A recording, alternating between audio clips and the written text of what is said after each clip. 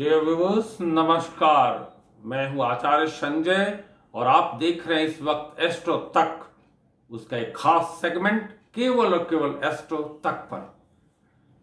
यं Brahma वरुणेन्द्र Rudra मरुतै स्तुवन्ति दिव्यैस्तवै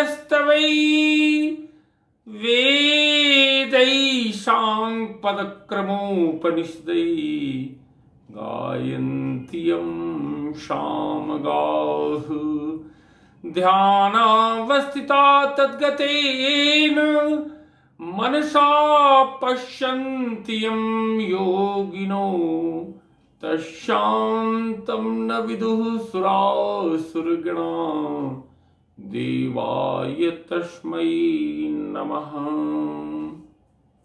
dear viewers, इसमें एक शब्द आया है तशांतम न विदुः।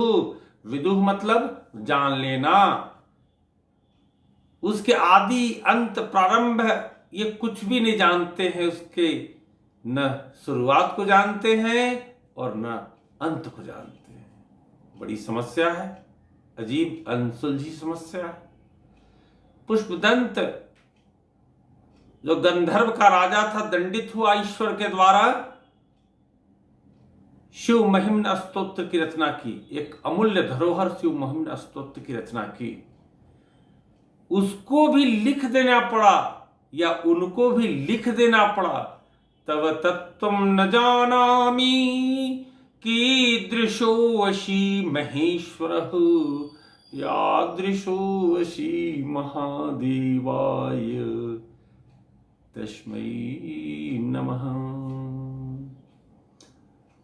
तव तत्त्वं न जानामि, मैं नहीं जानता तुम्हारे तत्व को। तव तत्त्वं न जानामि कीदृशोऽसि महेश्वरः यादृशोऽसि महादेवाय तादृशाय नमः। तुम जैसे भी हो प्रभु, उसी रूप में तुमको स्वीकार है।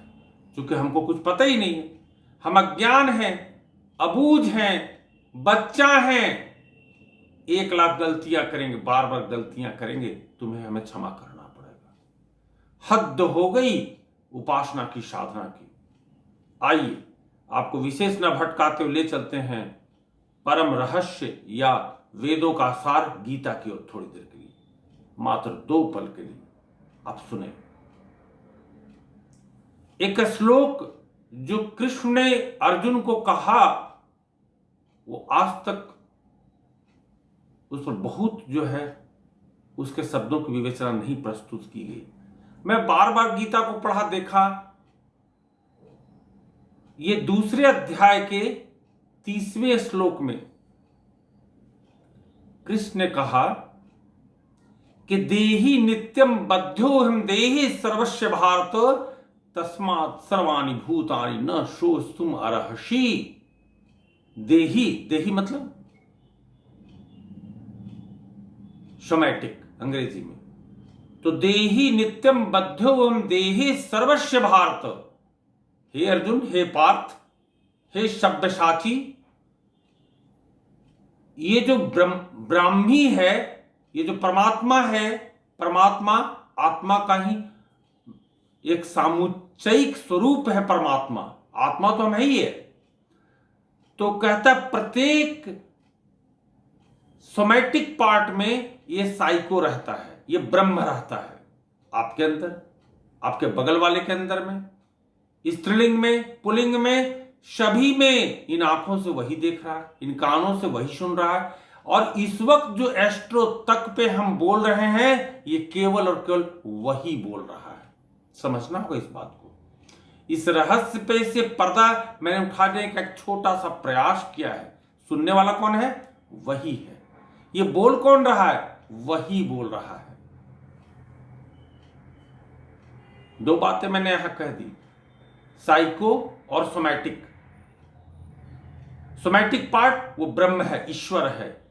तब तो संत शिरोमणि तुलसीदास को लिखना पड़ा कि सिया राम मैं सब जग जानी, कि नहीं प्रणाम जोरी जुग पानी।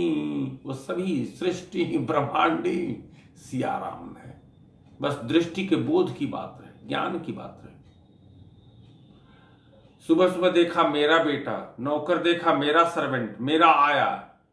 फिर से सोचिएगा इस बात को, किसी आराम में सब जग जानी कि नहीं प्रणाम। और जिस वक्त ये समझ में आ गया, आपके जीवन में उसी वक्त उसी पल क्रांति घट जाएगी। दुख है, बुद्ध ने भी हमने उसको अवतार माना, 8वां अवतार बुद्ध को माना। अब सवाल यह है कि बुद्ध के 4 आर्य सत्य में आया कि जीवन दुख है एस्टैब्लिश ट्रुथ है, दुख है। दुख का कारण है, कारण क्या है जो मुझे समझ में आया, वो इतना ही वेदों को ढूंढा, गीता को ढूंढा, देखा ये कारण हमारे दृष्टि का दोष। ये नहीं समझ पाए कभी, किसी आराम में सब जग जानी। एक फूल खिला वही खिला, एक नर्तकी नाच गई वही नाची, एक भिखमंगा याचक आया वही आया। मैं खड़ा हो जाता है। सोमैटिक पार्ट को अकड़ आती है, छोटा आदमी, 2 कौड़ी का आदमी, क्या हो सकता है, गलतियां होती हैं। एक थोड़ा मंत्र की तरफ आपका और ध्यान देना चाहते हैं। बार बार ब्राह्मण पढ़ते हैं, ये नवद्धो बलिराज आदानवेन्द्रो महाबला तैन्नु त्वं प्रतिपत्माम रक्षाम आचलमाचले। बलि को बड़ा घमंड था, गर्व था, उसको लगा मैं क्या नहीं कर सकता। इतिहास आपने पढ़ा होगा, बामन गए, बौना बन के गए, बोले मात्र 3 डेग जमीन दे दो। वो भूल गया था किसी आराम में सब जग जानी कि नहीं प्रणाम। भूल गया था, अहम था, मैं बलि। उसने बोला नाप लो, 3 डेग जमीन जहां से चाहिए वहां से नाप लो। 2 डेग में उसने पूरा अस्तित्व को नाप लिया। क्यों? परमात्मा खुद आ गए थे। इसलिए वो जो 30वां श्लोक है, उसमें शायद कृष्ण ने समझाया अर्जुन को कि देहि नित्यम बद्धोम देहि सर्वस्व भारतो तस्मात् सर्वाणि भूतानि न सोस्तुम अर्हसि। देहि, समुद्र की लहर को गौर से देखेंगे, कोई छोटी लहर, कोई बड़ी लहर, कोई उससे ही बड़ी लहर, लेकिन वस्तुतः सभी समुद्र ही है। इसलिए निर्गुण वन सगुण गायक सबने कहा, रहना नहीं देश वीराना है, यह संसार कागज की पुड़िया, बूंद पड़े घुल जाना है, रहना नहीं देश वीराना है। क्या है शरीर का अवसान होगा, शरीर जला दिया जाएगा। वस्तुतः वो जो साइको है, वो जो ब्रह्म है, वो परमात्मा में रह जाएगा परम। और मुझे लगता है कि जिस वक्त हमारा परिचय हो गया, मैं का मैं से परिचय हो गया, ये ब्रह्मांड हमारे कदमों में, किसी और फर्दर उपाय की जरूरत ही नहीं बचती।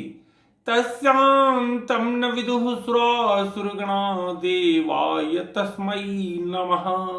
आप प्रणाम तो एक बार करें, निर्विकल्प तो हो जाए, आपकी मांग तो कुछ न रह जाए, थैंक यू गॉड बोल तो सकें, धन्यवाद हाथ देने के लिए, इतनी सुंदर वाणी देने के लिए, इतनी अच्छी हंसी देने के लिए, बढ़िया जगह पे कान देने के लिए, सांस देने के लिए, भोजन देने के लिए, नींद लाने के लिए। तूने क्या नहीं दिया, तुमने कुछ भी कमी तो नहीं छोड़ा, धन्यवाद इसके लिए।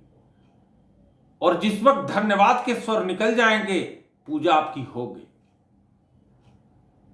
एक थोड़ा सा विशांतित न हो तो मैं बताऊं, आप जो भी सुन रहे हैं प्रातः काल में, ये वही बोल रहा है। यदि सम्यक आवाज आपके कानों तक जा रही है, आपके घर में खुशी गूंजेगी। यदि लालच भरे मेरे स्वर जा रहे हैं, आपके घर में दुख आएगा। आपके यदि गलत घर में कोई गंध जा रही है, वो उतर आएगा, गलत चीजें, आसुरी शक्तियां आ जाएंगी। कहते हैं गंधद्वाराम दुराधर काम नित्य पुष्टाम करीशनिम ईश्वरीम सर्वभूतानाम ताम मिहोपह वही श्रियम। वो गंध को पकड़ के चला आता है भाई। अब देखें अभी जो ये वायरस का चल रहा है, त्रासदी चल रहा है, क्या पकड़ के वही चला रहा है। उसको हम मान रहे हैं, साइंस मान रहा है, इसको नहीं मान रहे देव तत्व को। देव तत्व है अपने ग्रहों के अनुसार, अपने नक्षत्रों के अनुसार, अपनी राशि के अनुसार, अपने स्वभाव के अनुसार, अपने अपने जो अच्छा लगे उसके अनुसार एक गंध तो जलाइए और परम पिता की प्रार्थना बिना किसी पद्धति, बिना कोई तरीके के कर तो पड़िए, उतर आएगा। हमारा अनुभव है, निजी अनुभव है, हम आपको शेयर करना चाहते हैं। घर में आप गंध जलाएं और जो है चिल्ला पड़े गॉड मैं दुख में हूं, तकलीफ में हूं, वो तो पल पल आपके पीछे है। आप इतना प्यार करते हो 10 डिग चलना चाहते हैं, आना चाहते, उतरना चाहते, आपने दरवाजा बंद कर रखा है। थोड़ी और बात, ये सूरज को क्या गरज है आपका दरवाजा खटखटाए? दरवाजा खोलिए ना, दिखे उग गया है। वो आपके साथ है, सबके साथ है, मेरे साथ है। बस समझ का अंतर है, समझ का फर्क है। आप थोड़ा कम समझ रहे हैं, हो सकता है हम थोड़ा ज्यादा समझ रहे हैं, और हमसे भी ज्यादा कोई समझ रहा है। ये समझ का फर्क है। और समझ से जब उतार दिया जाए, उसको बुला लिया जाए, ये हो ही नहीं सकता कि वो ना आए। वो इतना क्रूर नहीं है, दयालु है। जानने का प्रयास जितना करेंगे उलझते चले जाएंगे। तरीकों के में जितना आप उतरेंगे कि तरीका से वो प्रसन्न होता है, मैं बताता हूं निजी अनुभव, आप भटकेंगे, दुख आएगा। दुख के अलावा कुछ नहीं मिल सकता। आप गलत स्वर सुनेंगे, आपके घर में गलत वास्तु का जो वातावरण है गलत होगा। आप घर में गीत गाएंगे, संगीत गाएंगे, आपकी आत्मा का स्पंदन होगा, आवाज निकलेगी, वो आएगा, उसी में वह है, कहीं और तलाशने की जरूरत नहीं है। कोई भी दुख हो जाए, कोई भी तकलीफ आ जाए, जीवन है तो दुख आते रहेगा, कभी ये कभी वो, कभी फलाना कभी ढमाका, 75 रंग के दुख, अनंत रंग के दुख आते रहेंगे। दुख का बस एकमात्र रास्ता है, इस सांस की गति को देखें, जानने का प्रयास में